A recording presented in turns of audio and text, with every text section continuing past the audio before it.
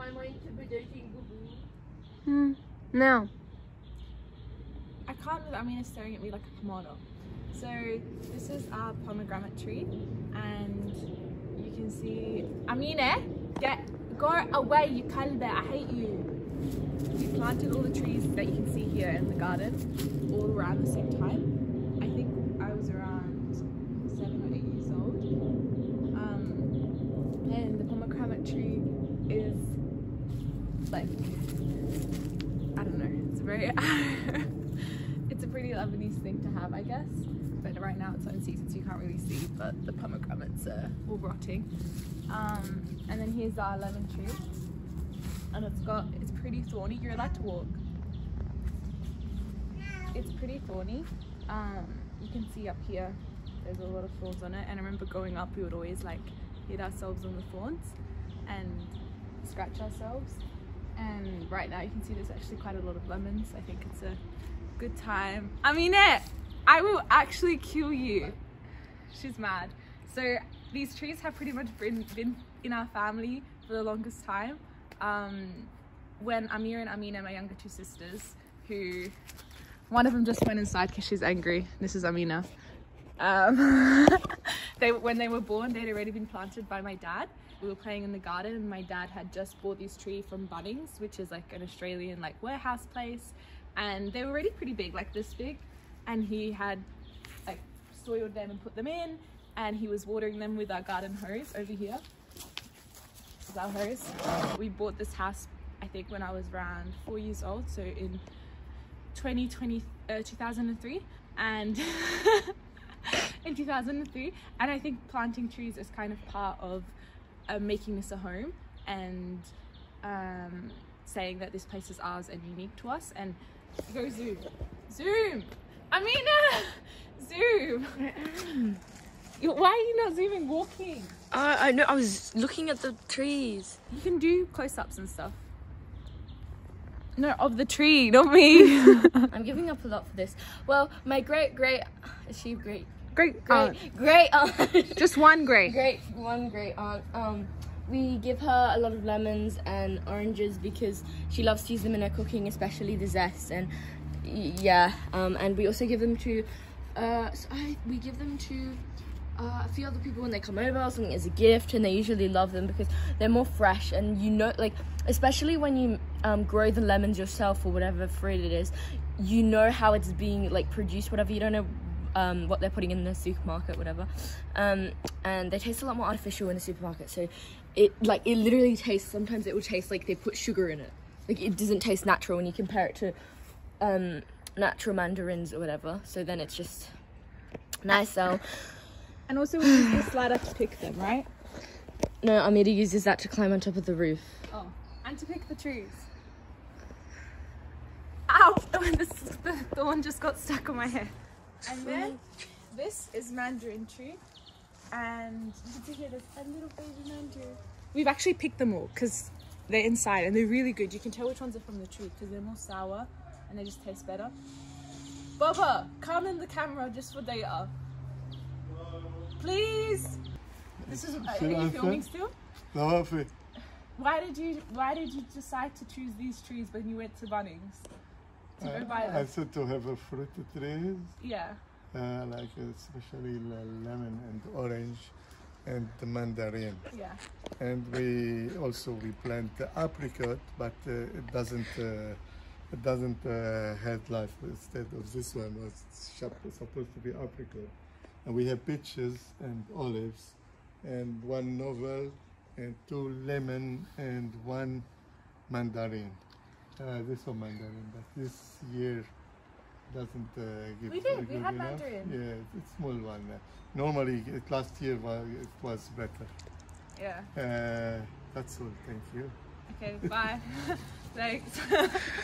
So this is a mandarin from the tree, and you can see like I could tell straight away when I got home which ones were from the tree and which one were from the store because the skin is like harder to peel off, and there's more white here, and they're really good, but they're a bit sour. But I prefer it that way. Like honestly, the mandarins from our garden are so much better. Like you can see the flesh, it doesn't really come off easily. It kind of takes some of the mandarin. Anyway, so, and it smells really good. It's very fragrant. And then this is our other lemon tree, so 2 lemon trees. Maybe, I don't know why, maybe I guess it was a practicality of cooking or something, to have them here. And what is this one? Is this another mandarin? Oh, this Orange. is orange. Ah, okay, so I could be more well acquainted with the trees here, but we have an orange tree. And this one, I think we have usually better harvest from the mandarins, but we don't. The orange one is decent, I think. I love the orange. Huh? I love the orange. They're very. You love the orange? What's your favorite? Which one's your favorite tree?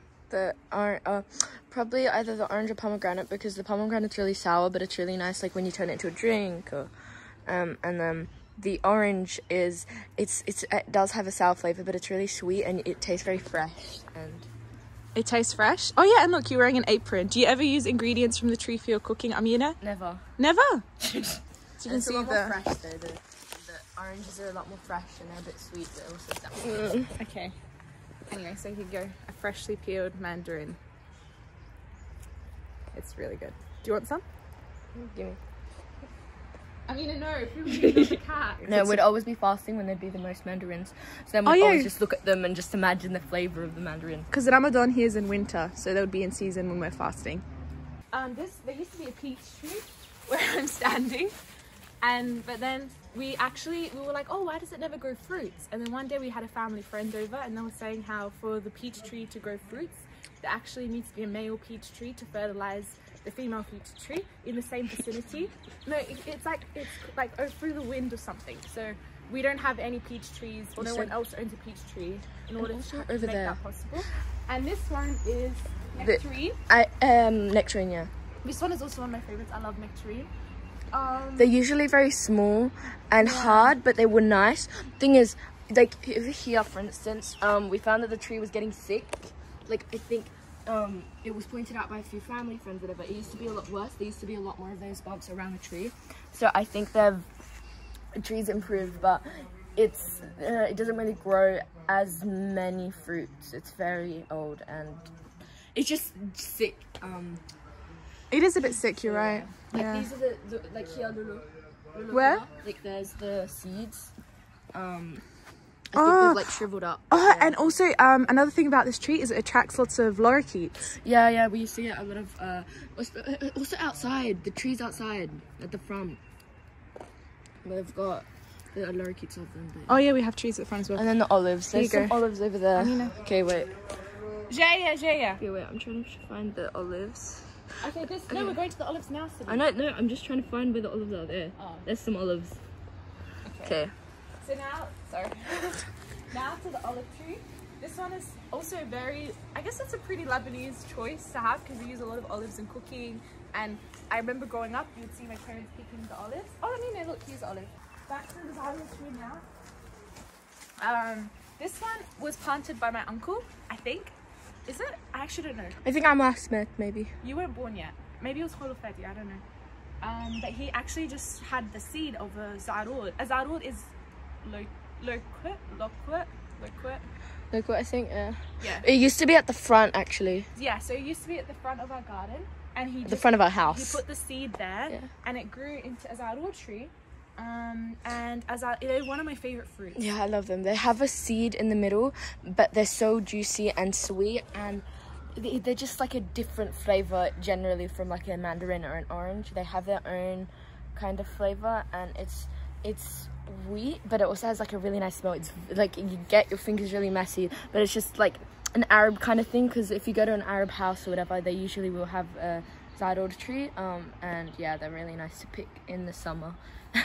And they like peel off really easily, and they're very juicy. Yeah. But yeah, we ended up cutting it down at the front, and then we replanted it here. It actually used to be very short because we cut it down. So this is like the progress from maybe like 5+ years since we cut it. Yeah, so when the council told us they're building a pathway, this was in the way of the path, the concrete pathway. So we were really upset. We're like, oh no, what can we do? And we actually ended up pulling out the zarud tree and bringing it to the back garden. That's why it's a lot smaller now, because I think it suffered a little bit from the transfer. But yeah, this is, oh yeah, and Fun fact as well, if you can it's a joke, there was a meme about this, you can spot a Lebanese household in Australia if they have a zardal tree. Like so many of even my grandma has one. That was coincidentally. Did have one. Did have one, what happened? They pulled it out, I think, from the council or something. Okay, the council also pulled out her tree. Marginalisation, they're pulling out all our zardal trees. Thank you. Very, very family garden with all our trees around the back near the fence. And that one, which belongs to our neighbour. But also I think it allows us some privacy as well.